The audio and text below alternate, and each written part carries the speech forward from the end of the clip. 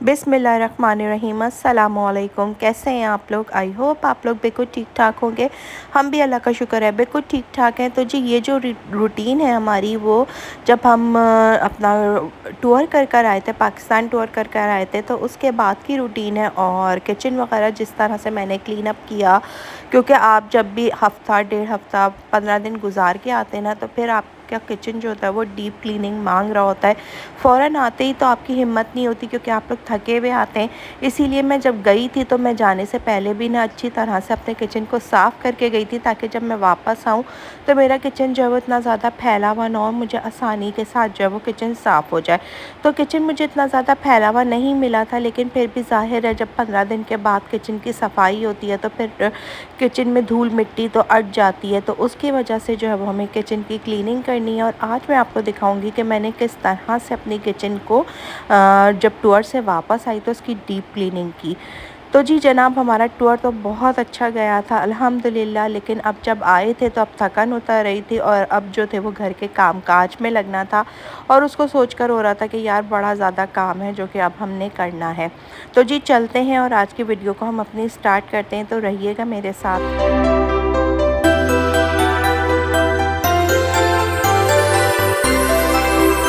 तो जनाब, हम जो थे वो अपने टूर से रात में वापस आ गए थे। जैसे कि मैंने आपको दिखाया था कि 2 बजे तक जो थे वो हम अपने घर में पहुंच चुके थे, और फिर रात में हम सो गए थे। अब सुबह उठे थे, सुबह उठ के जो है वो अपनी सबसे पहले मैंने जो थी वो अपनी पैकिंग वगैरह जो भी मैं करके लेकर गई थी उसको खाली किया। जो बर्ड कपड़े धुलने के थे उनको अलग किया। बाकी ये कि मैंने जो भी कपड़े थे रखने के अंदर वापस, वो मैंने बच्चियों को दिए। मैंने कहा ये तुम लोग उठा के रखो। और अब मैं आ गई थी किचन के अंदर। अब किचन में जो है जनाब हम सफाई शुरू करेंगे। नाश्ता वगैरह हम लोगों ने कर लिया था। उसके बाद जनाब ये कि अब हम जो है वो जो बर्तन मेरे धुले में वो उठा के मैं वापस ऊपर रखूँगी। बाकी ये कि जो बर्तन अभी धुलने के वो मैं फ़ौरन धो लूँगी।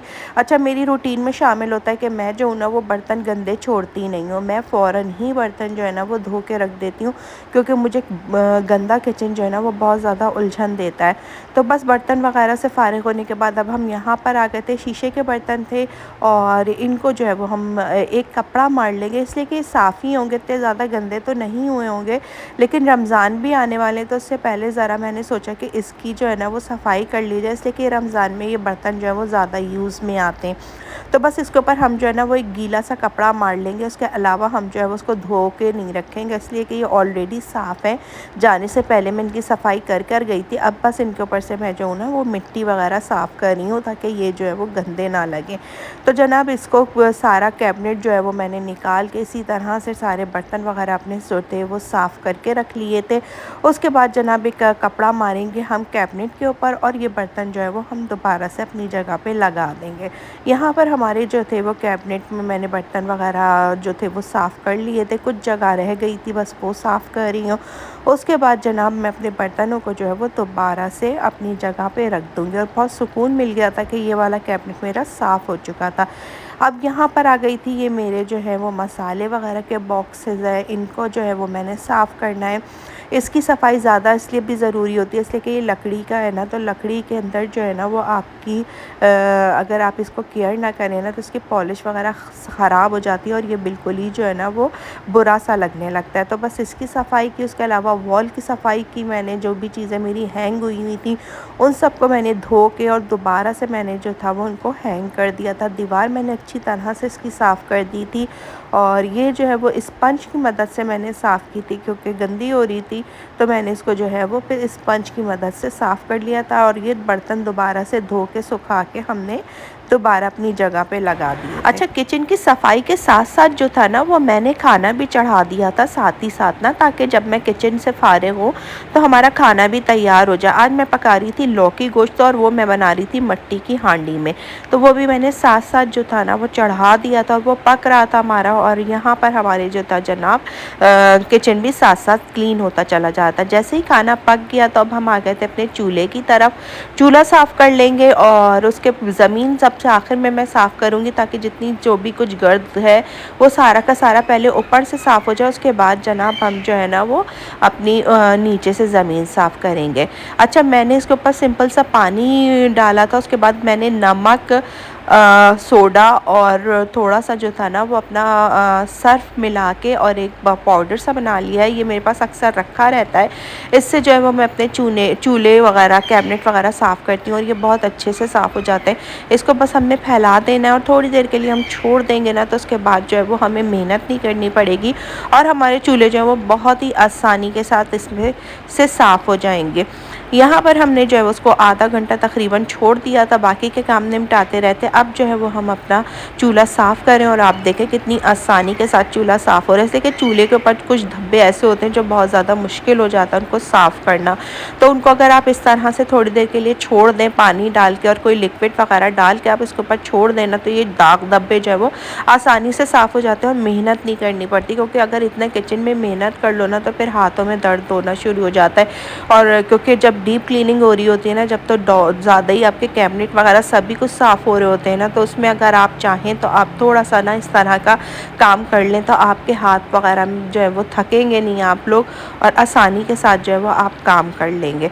तो यहाँ पर हमारा देखें तो चूल्हा आराम से साफ़ हो चुका है ना। यहाँ पर मैंने चूल्हा साफ़ कर लिया था। बस जनाब थकन तो हमारी टूर से आकर अभी नहीं उतरी थी, लेकिन किचन के काम वगैरह तो करने ही करने थे। तो बस मैंने कहा था कि किचन सबसे पहले मैं साफ़ कर लेती हूँ, बाकी ये कि फिर रेस्ट करते हुए बाकी का घर भर हम समेट लेंगे।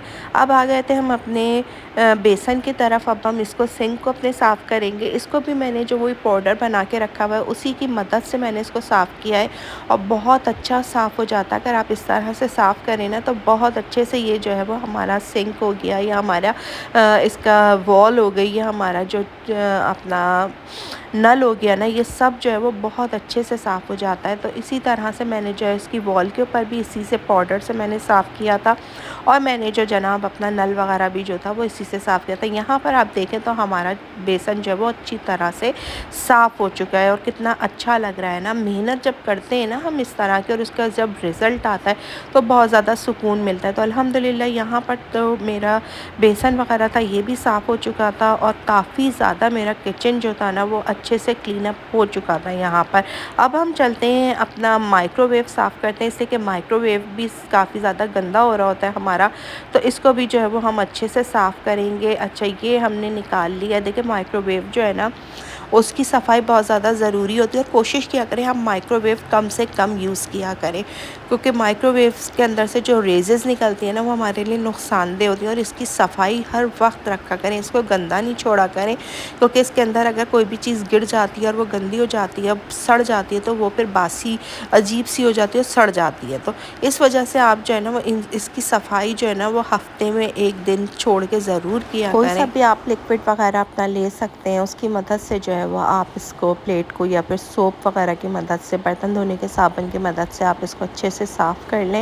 ये बहुत अच्छे से साफ़ हो जाती है और उसके बाद जनाब हमने इसको पानी से वॉश कर लेना है। यहाँ पर अब हमने इसको पानी से वॉश कर लिया है और हमारा जो है वो तकरीबन ये कितनी देखें कितनी अच्छी तरह से साफ़ हो गई है। अच्छा आप थोड़ा सा इसको ना खुशबू वाला अगर आप इसके अंदर लिक्विड यूज़ करें ना तो इसके अंदर से बहुत अच्छी सी जो है वो स्मेल आने लगती है, वरना ये बंद होता है ना तो ये अजीब सी बदबू देने लगता है। तो आप इसको किसी भी ना खुशबूदार सोप वगैरह से इसको साफ़ किया करें, उससे ये कि आपकी बहुत अच्छी सी ना जो है वो माइक्रोवेव के अंदर से खुशबू आने लगती है। ऊपर से भी हम माइक्रोवेव को साफ़ कर लेंगे। ये भी मैंने घर में एक जो है वो लिक्विड बना के रखा हुआ है, बस उसी की मदद से देखे मैंने जो है वो इसको बहुत अच्छे से साफ़ कर लिया है। पहले मैंने इसको फ़ोम की मदद से साफ़ किया, उसके बाद हम कोई भी गीला कपड़ा लेंगे और इससे हम इसको अच्छी तरह से साफ़ कर देंगे।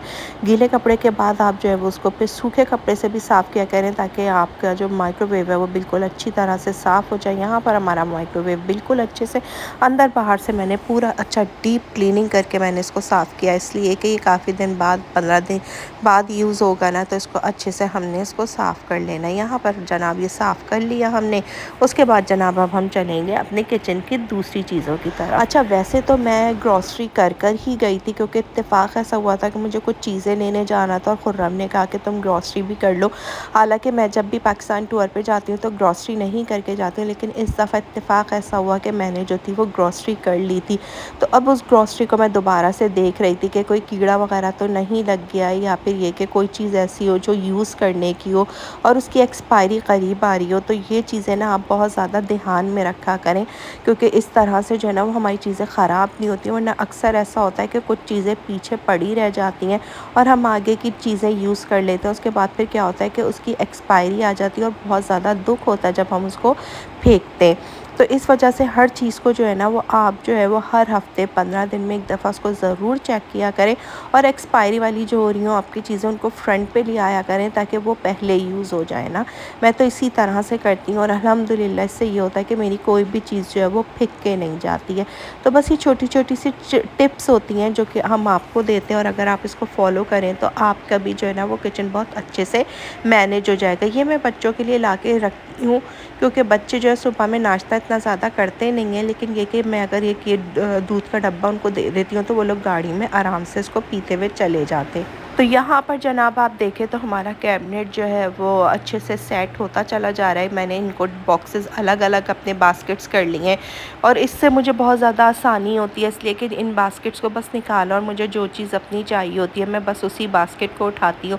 वरना फिर ये होता है शॉपर में अगर हम रखते हैं ना तो वो इतना ज़्यादा फैल जाता है, बार-बार हर शॉपर को उठा के देखना, और फिर मतलब आपको कोई भी जब चीज़ ढूँढनी होती है ना तो बहुत ज़्यादा टाइम वेस्ट होता है। यहाँ पर बच्चों के बॉक्स जो है वो मैंने कैबिनेट अलग बनाया हुआ है, जिसमें मैंने बच्चों के जो है वो सारे उनकी यूज़ की चीज़ें, बिस्किट्स वगैरह सब एक तरफ करके रखें, ताकि वो जो है वो इसी कैबिनेट को खोलें, वरना बच्चे जो है आपको पता है वो ज़्यादा कैबिनेट को फैला देते हैं। आखिर में अब हम जो है वो बस अपने कैबिनेट की सफाई करेंगे, और इसको भी मैंने बस हल्का सा पानी मारा और ऊपर से जो है वो मैं स्पंज की मदद से इसको अच्छे से साफ़ कर लूँगी। इसको ज़्यादा गीला नहीं करिएगा, इसलिए कि लकड़ी होती है ना, फिर लकड़ी जो है वो फूल जाती है।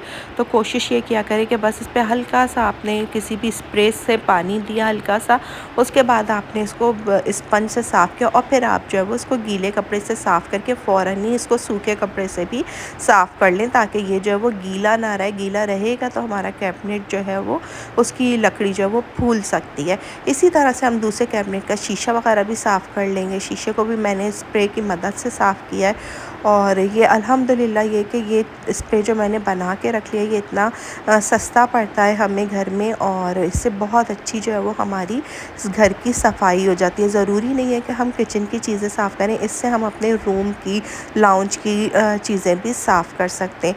इसको भी जनाब मैंने जो वो पहले स्प्रे मार कर साफ़ किया, उसके बाद मैंने इसको गीले कपड़े से साफ़ कर दिया, उसके बाद आखिर में मैं जो हूँ वो सूखे कपड़े से भी इसको साफ़ कर दूँगी, और हमारा कैबिनेट जो है वो अल्हम्दुलिल्लाह बिल्कुल साफ़ हो जाएगा। कैबिनेट साफ़ करने के बाद अब हम आ गए थे सबसे मुश्किल मरहला। मुझे सबसे ज़्यादा मुश्किल होती है इसको साफ़ करने में, इसलिए कि इसमें ना जो बहुत ज़्यादा आपकी मेहनत लगती है, और इसको साफ़ करना बहुत ज़्यादा ज़रूरी भी होता है, इसलिए कि ये बहुत ज़्यादा गंदा हो जाता है। इसके ऊपर ऑयल वगैरह जम जाता है ना, तो उसको साफ़ करना नामुमकिन सा हो जाता है। इसलिए इसको जो है वो हम हफ़्ते में नहीं भी करें तो हम 15 दिन में इसको ज़रूर साफ़ कर लेते हैं, ताकि इसके ऊपर जो है ना वो चिकनाई वगैरह कुछ भी ना रहे। बस अब यहाँ से इसको मैंने स्प्रे मार के और मैंने इसको साफ़ किया था। देखो मैं जल्दी जल्दी साफ़ करती रहती हूँ ना, तो फिर ये इतना ज़्यादा गंदा नहीं होता, लेकिन अगर मैं इसको महीना 1.5 महीने में साफ़ करूँगी ना, तो फिर ये बहुत ज़्यादा चिकना होगा, फिर इसकी सफाई करना बहुत ज़्यादा मुश्किल हो जाएगा। तो इसलिए इसको जो है ना वो मैं कुछ करूँ ना करूँ, लेकिन मैं इसको जो है वो 10 दिन के अंदर अंदर एक दफ़ा ज़रूर साफ़ कर लेती हूँ। यहाँ पर हमारा जो है वो अच्छा तरह से ये साफ़ हो चुका है। बस आखिर में अब जो है वो कुछ कपड़े जो धोने के थे, अब उसको धोएंगे यहाँ पर। और ये जो था वो हमारा पूरा रूटीन थी कि हम जो है वो जब पाकिस्तान टूर से वापस आए तो किस तरह से मैंने जो है वो अपना किचन साफ़ किया था। तो बस यहाँ पर धोते हैं कपड़े, और अपनी वीडियो को यहीं पर मैं कर दूँगी एंड। मेरी वीडियो कैसी लगी कमेंट करके ज़रूर बताइएगा। मेरे अगर चैनल पर न्यू हो तो मेरे चैनल को सब्सक्राइब करिएगा, मेरी वीडियो को लाइक करिएगा, अच्छा सा प्यारा सा कमेंट करिएगा। रखिएगा अपना बहुत बहुत ज़्यादा ख़याल, मुझे और मेरी फैमिली को अपनी दुआओं में याद रखिएगा।